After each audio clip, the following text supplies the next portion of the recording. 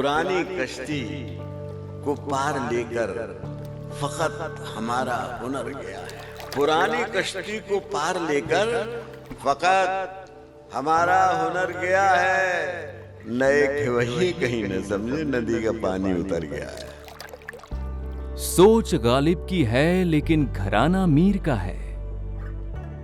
उदय प्रताप का किरदार एक फकीर का है। साल हा साल अदब की शमा जलाए हुए, हजारों मुफलिसों का बारे गम उठाए हुए, विचार ढलते हैं कविता में इस तरह उनके, फूल बेला के हों जो ओस में नहाए हुए। रंग की मस्ती है तो ठाठ सब नजीर का है। उदय प्रताप का किरदार एक फकीर का है।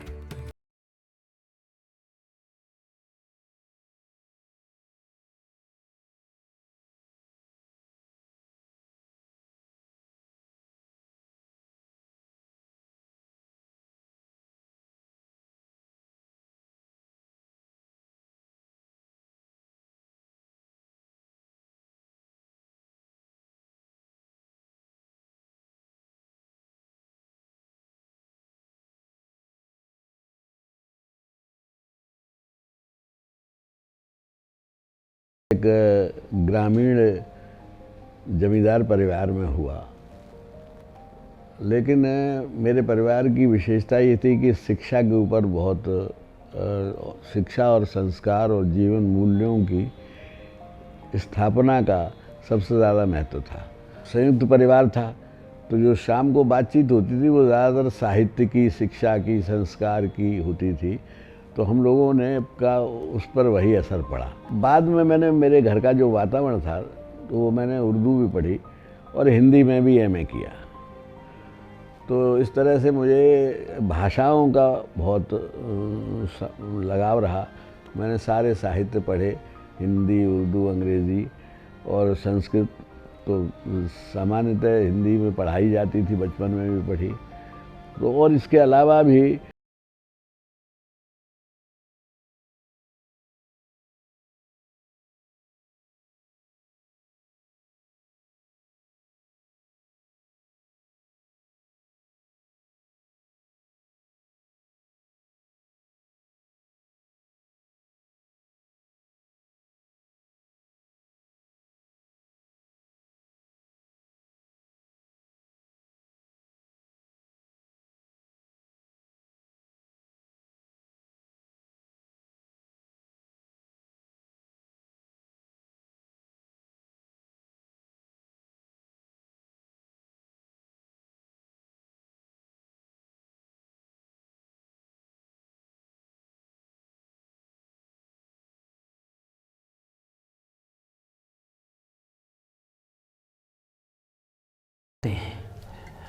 और हम लोगों का तो सौभाग्य इसलिए भी है, नेताजी के भी वो गुरु रहे और हमारे भी गुरु रहे, पढ़ाया है हम लोगों। और जब हम कक्षा 6 में पहुँचे हैं सैफई से, तो बहुत छोटे भी थे और पैदल जाते थे। तो फिर नेताजी ने भी पढ़ाया, गुरुजी ने भी पढ़ाया और लड़के भी बहुत सम्मान करते थे। और मुझे तो इतना मौका मिला है, गांव से कभी कभी दूध ले जाने का मौका मिलता था, मट्ठा ले जाने का मौका मिलता था। तो इंटरवल में ये लोग उसे अपना पी लेते थे। आज भी उदय प्रताप जी उसी तरीके से हमें उसी तरीके से स्नेह आज भी करते हैं। श्री उदय प्रताप सिंह जी मेरे लिए सिर्फ एक राजनीतिक नेता ही नहीं, बल्कि मैंने उनको कहा कि आप मेरे पिता समान हैं। उन्होंने, मैं 2002 से 2008 तक उन्हीं के साथ में एमपी था। पहली बार मैं राज्यसभा में गया था, लेकिन उन्होंने कदम कदम पर हमारी रहनुमाई की। और इस ज़माने में ऐसी सोच रखने वाला आदमी बहुत कम है, ख़त्म होते जा रहे हैं लोग, इस तरह के लोग। देखो, उन्होंने कहा कि हिंदुस्तान सबका है, नहीं समझी गई बात तो नुकसान सबका है। मुस्लिम हिंदू की एकता के लिए एक बहुत बड़े ये प्रहरी थे उसके, बहुत अच्छे इंसान है। और मैं कहता हूँ कि अब हम लोगों ने जो गीत लिखा है कि एक हाथ में ईद हो मिलन हो और एक हाथ में दिवाली, इनकी सोच कैसी नज़र आती है। और मुझे अफसोस इस बात का आज है कि इस सोच के लोग आज ख़त्म होते जा रहे हैं। समाजवादी पार्टी में अगली लाइन के नेता जो डॉक्टर राम मनोहर लोहिया जी को जानते के साथ रहे, जो चौधरी चरण सिंह को जानते हैं, जो नेताजी के गुरु रह चुके हैं, मैं समझता हूँ कि इनके जैसा आदमी अब नहीं मालूम मुझे दुनिया में पैदा होगा कि नहीं होगा। और मेरा उनसे बहुत ज़्यादा रब्ता रहता है। अभी भी कुछ मेरी टांग कहीं फंसती है, कुछ पूछना होता है राजनीति में, तो मैं गुरुजी को फ़ोन करता हूँ। हम गुरुजी बोलते हैं उनको, गुरुजी को फ़ोन करते हैं, गुरुजी क्या करूँ, मुस्कुराते हुए कितनी अच्छी बात करते हैं। मैं अगर ये कहूँ कि समाजवादी पार्टी में उनके जैसा शायद आज कोई नज़र नहीं आता तो ये झूठ नहीं होगा। तुम उदय सवेरे से शाम तक जो गीत गाते हो, दर्द ये जमाने के हैं कि सब तुम्हारे हैं। श्री उदय प्रताप सिंह की पहचान को एक जन कवि, एक साहित्यकार, एक समाज सेवक, एक विचारक और एक शिक्षक जैसे कई उपनाम दिए जाते रहे हैं। लेकिन अपने विद्यार्थी जीवन के प्रथम वर्षों में एक कवि हृदय ने ही इनके मानस पटल पर सबसे पहले दस्तक दी। 12वीं कक्षा में किया गया कीट्स की एक कविता का हिंदी अनुवाद कविता लेखन की ओर एक निर्णायक कदम रहा। और फिर आने वाले समय में अंग्रेजी भाषा के लेक्चरर से हिंदी और उर्दू जगत के शीर्षस्थ कवि बनने की इनकी राह अनंत अनुभवों से पूर्ण रही। इंटरमीडिएट में की एक घटना मुझे याद है।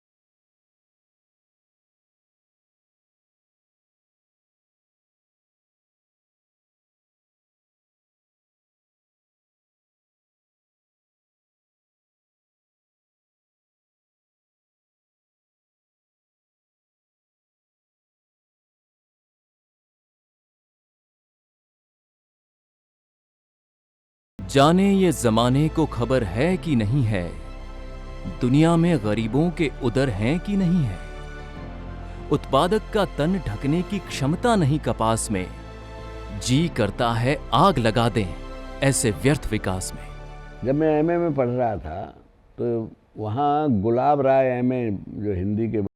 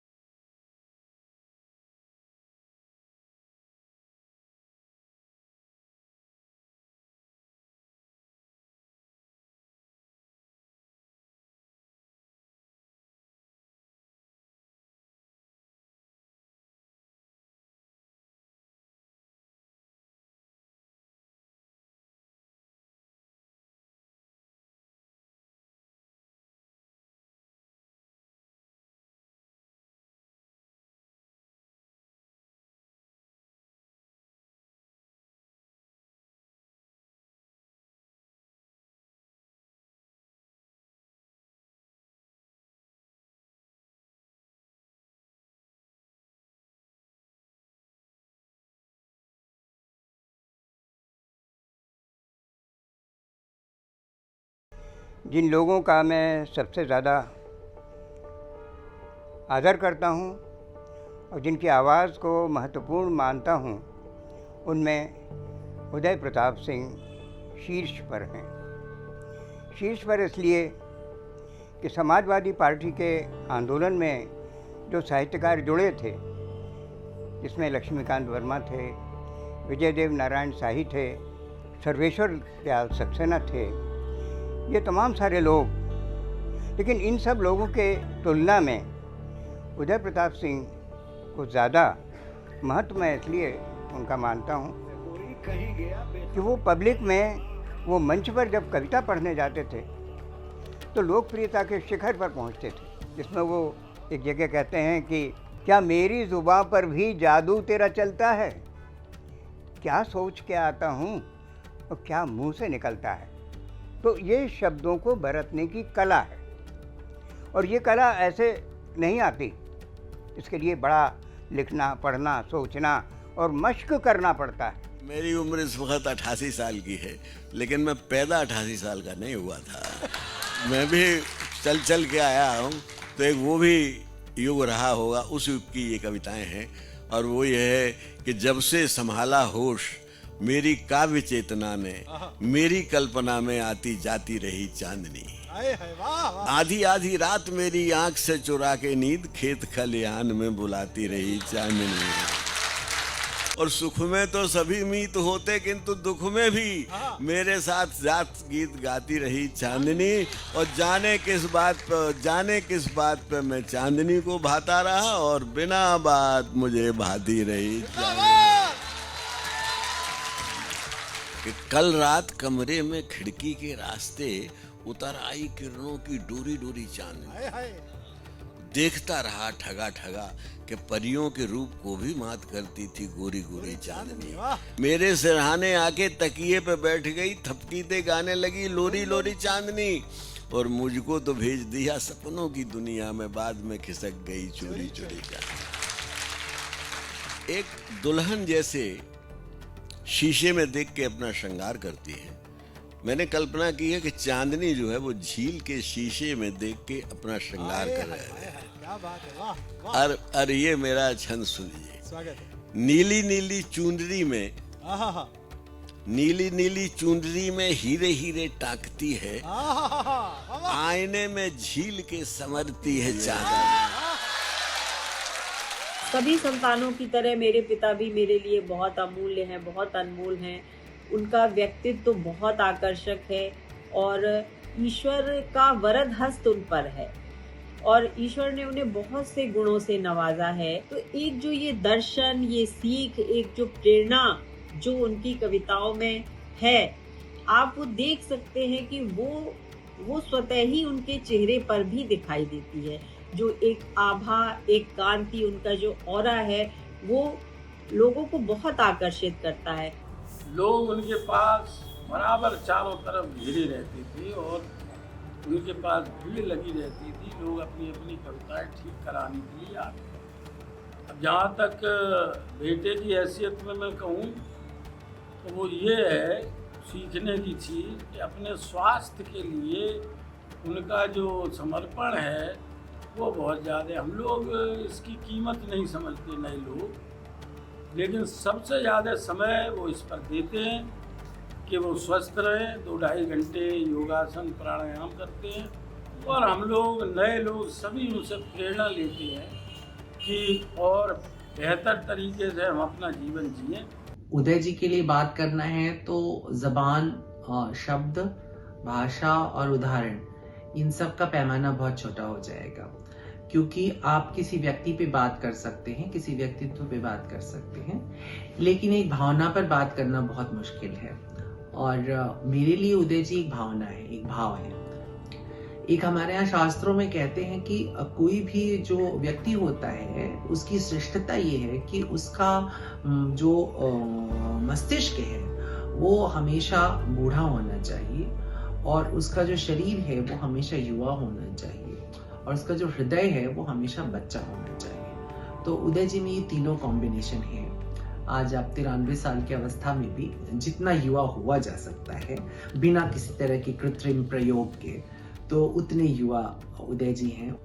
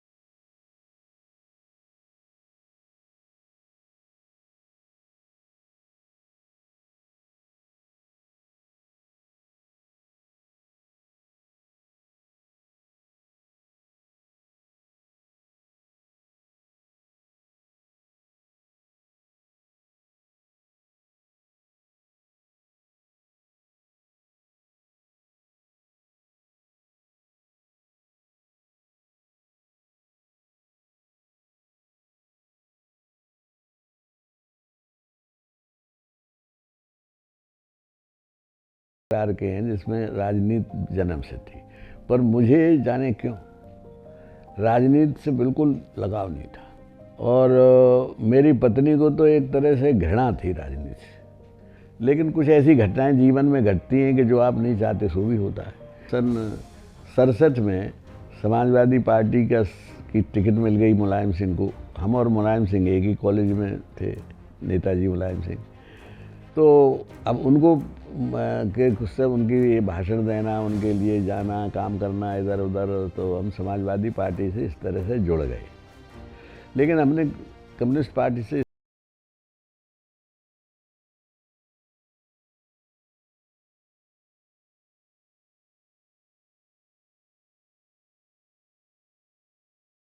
तो अब आप चुनाव लड़ लो। हमने बहुत मना किया, लेकिन हमारे बगैर पूछे ही उन्होंने हमारा नाम घोषित कर दिया बीपी सिंह से पूछ के। फिर नेताजी जब चुनाव लड़े 1967 में, तो पूरे कॉलेज के गुरुजी से लेकर के सभी वहाँ के जितना भी स्टाफ था, जितने भी अध्यापक थे, लेक्चरर से लेकर के सभी ने चुनाव में नेताजी की मदद करने का काम किया था। और गुरुजी की अगुवाई में, और फिर धीरे धीरे चलते चलते गुरुजी ने कविताएं भी पार्टी के लिए, समाजवादी पार्टी के लिए लिखी। आज भी बहुत पॉपुलर हैं वो कविताएं।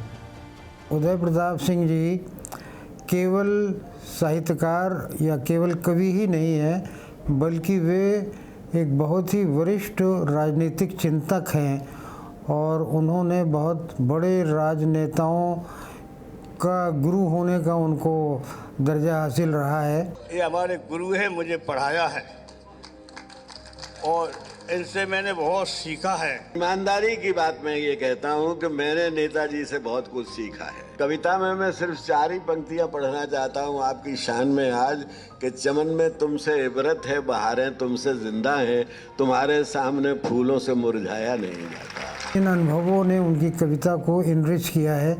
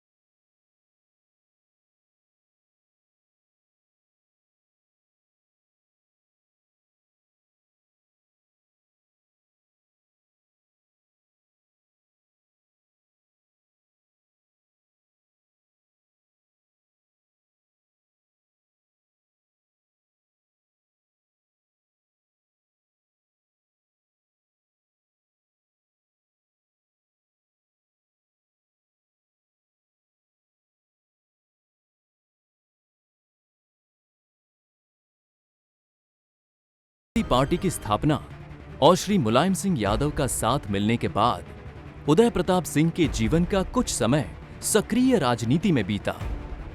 और जैसा कि कहा जाता है कि एक राजनेता को कभी कभी बहुत कठिन परिस्थितियों से गुजरना पड़ता है, ठीक वैसे ही कुछ अनुभवों का सामना इन्हें भी अपने राजनैतिक जीवन में करना पड़ा।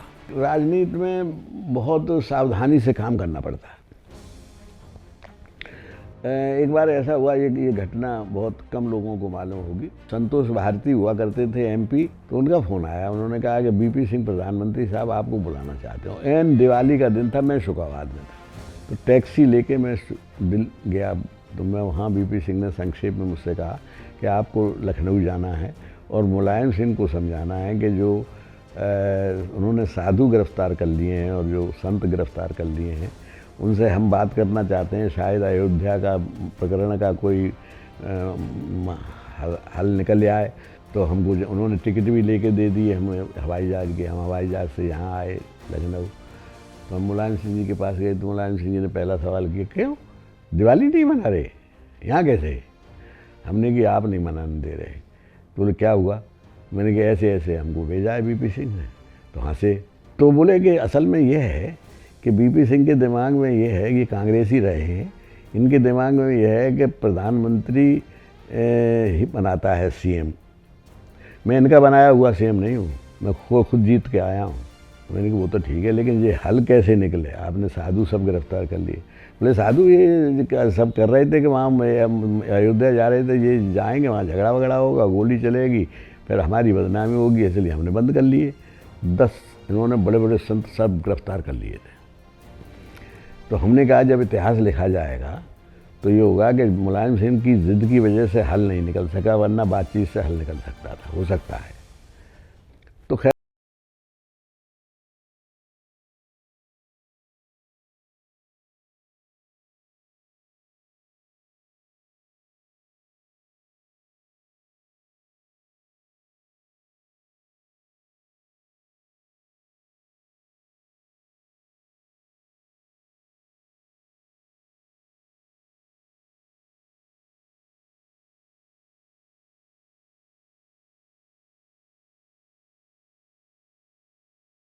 इस्तीफ़ा देना पड़ा गोली चलने की वजह से। जब इस्तीफ़ा दिया तो उन्होंने ये पूरी कहानी बताई जो यहाँ के रिकॉर्ड पे है कि इस तरह से उदय प्रताप सिंह को हमारे पास भेजा बीपी सिंह ने, और इस तरह से उनने हमको ये समझाया, तो उनके कहने से हमने छोड़ दिया, वरना मैं नहीं छोड़ता। तो हम ऐसे भी झंझटों में फंसे रहे हैं, और ऐसे एक नहीं अनेक कहानियाँ हैं। लेकिन मैं एक उदाहरण के लिए आपको मैंने बताई कि पॉलिटिक्स में चलना तलवार की धार पे चलना है। मेरे पिता के व्यक्तित्व के जो कुछ खासियत है वो ये है कि जैसे दशकों तक वो सत्ता में रहे और बड़े ऊंचे ऊंचे पदों पर रहे, उसके बावजूद उन्होंने कभी अपनी पद का दुरुपयोग नहीं किया। उन्होंने लोगों से कभी दुर्व्यवहार भी नहीं किया, और हमेशा जो उनके साथ के लोग थे, उनके जो साथ के स्टाफ के कर्मचारी थे, उनके साथ चाहे वो उनके ड्राइवर हों या उनके साथ में उनके गनर वगैरह रहे हों, उनको सबको एक परिवार की तरह से बिहेव करते थे। वो हमेशा उनको अपने परिवार का सदस्य मानते थे। जान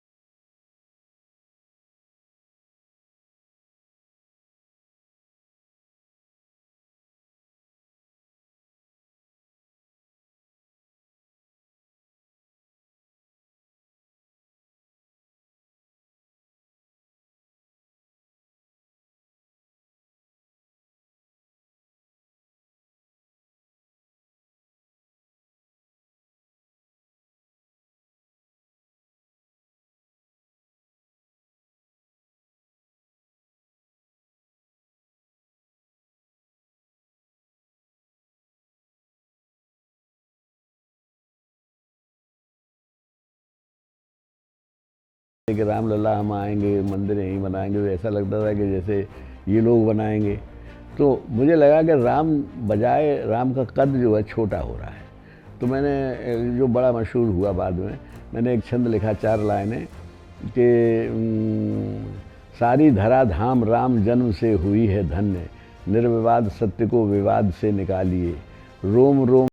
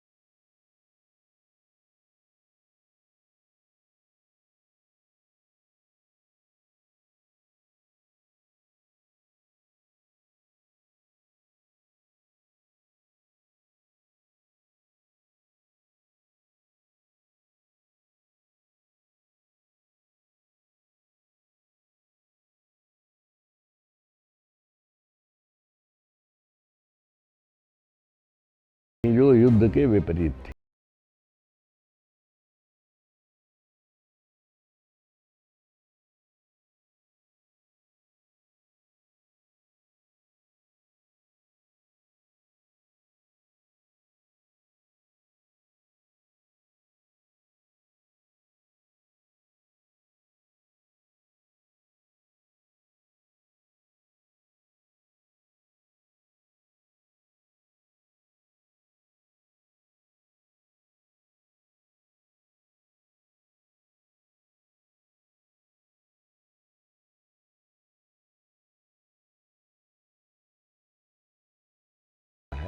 वो जनता का चुना हुआ प्रतिनिधि होता है, उसे जनता के लिए कविता लिखना चाहिए। तो मैंने चाहे सरकार कोई भी रही हो, सबके खिलाफ कविता लिखी। यहाँ तक कि जब अपनी सरकार, हमारी समाजवादी सरकार थी, तब भी मैंने एक कविता लिखी थी।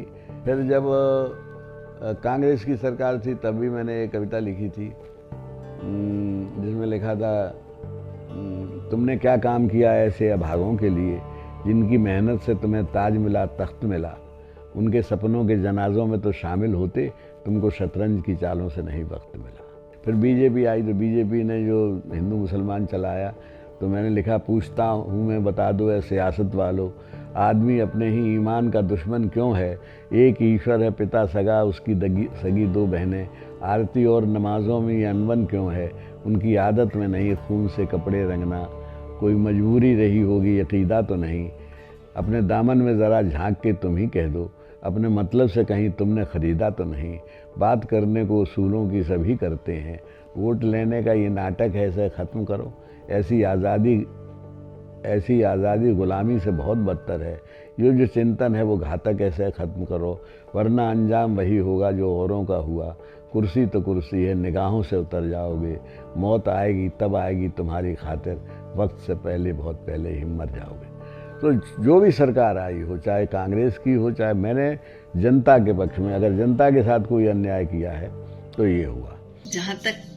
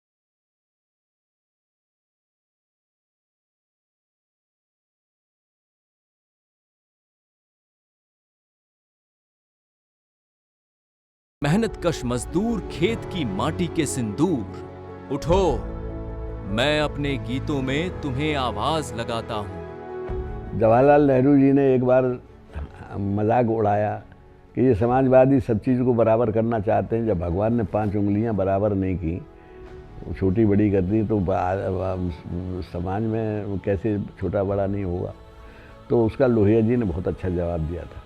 उन्होंने कहा था कि ये उंगलियां छोटी बड़ी की कि जिससे मुट्ठी बांध लें तो मुट्ठी बंध जाएगी, तो हम अपनी रक्षा कर सकेंगे। अगर लंबी सब उंगलियां बराबर होती तो मुट्ठी नहीं बनती। तो वो प्रकृति का इंतज़ाम है। लेकिन मैं प्राकृतिक असमानता की बात नहीं कर रहा हूँ, मैं सामाजिक समानता की बात कर रहा हूँ। ये मनुष्य वो प्रकृति की बनाई हुई समानता है, उसकी तुलना समाज की बनाई हुई समानता से कैसे हो सकती है। कॉन्स्टिट्यूशन के प्रीएम्बल में लिखा है कि हम एक देश, इसको एक ऐसा गणतंत्र बनाएंगे, गणतंत्र राज्यों का समूह, जो लोकतांत्रिक होगा, जो सोशलिस्टिक होगा, जो सेकुलर होगा, और जिसको हम सबको आर्थिक न्याय देंगे, धार्मिक न्याय देंगे, सामाजिक न्याय देंगे। बस जो उसमें लिखा हुआ है वही समाजवादी।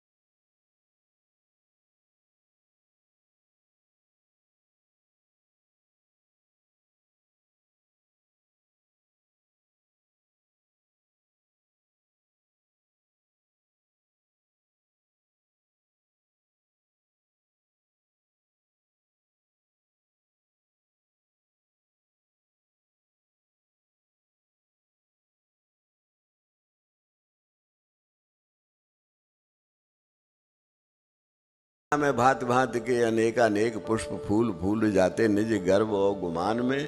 कोई कोई देवता के शीश पे विराजता है, कोई सूख जाता फूलते ही बियाबान में।